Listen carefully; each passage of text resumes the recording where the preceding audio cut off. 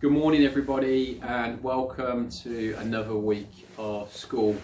I hope that last week that you all got used to the new routine as well as possible.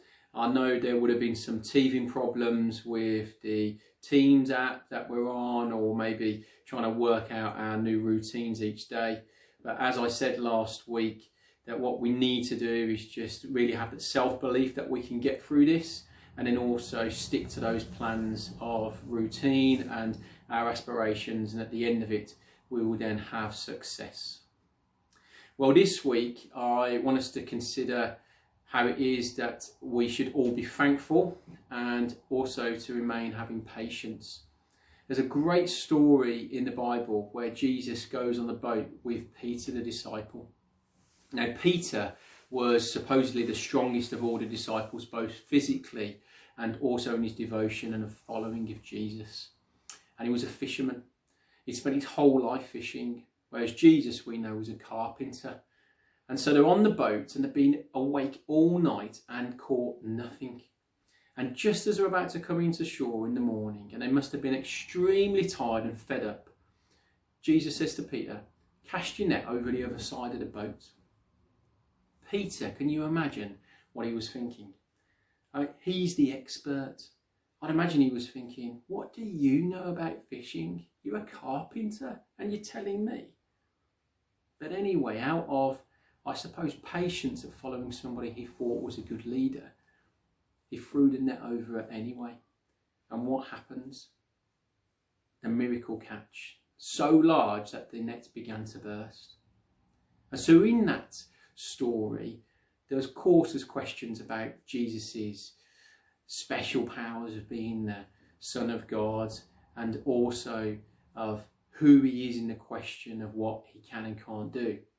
But there's also another message, isn't there? It's about patience and also thankfulness.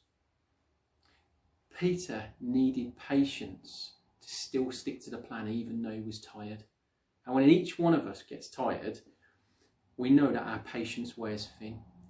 If we think about metal, we don't know how strong it is until we put some strain on it. When it's just sitting there on a work surface, it looks strong, but actually inside it might be quite brittle until we test it. And so as these weeks now go on of still being locked in and having our movement restricted and a new routine of school life and way of doing things, our patience are definitely going to be tested. And we'll find out what sort of characters we are as the test goes on. And in that, there's this big thing about thankfulness. When you thank somebody, if you do it through gritted teeth or a bit of sarcasm, we know it's not genuine. But I know that in this situation, whether it be our teachers at school or our parents and guardians at home, we're all trying our best to allow everybody still to learn and to advance and to progress in all areas of life, especially our education. And so the challenges this week to all of you is in trying to stay safe and looking out for one another. Be genuinely thankful. Look around and realise that we're so lucky compared to most parts of the world going through this situation. And we're so blessed to have people working behind the scenes to help us still progress. And in that, remain calm and patient, because this time will pass. It's only temporary, but we do need patience to go through it well. So I hope and pray for all of us this week that we say thank you to those who are around us, especially in our thoughts and prayers to those serving us and stepping out of their comfort zone to serve us, like the police, the NHS staff, and those stacking our shelves in the supermarkets.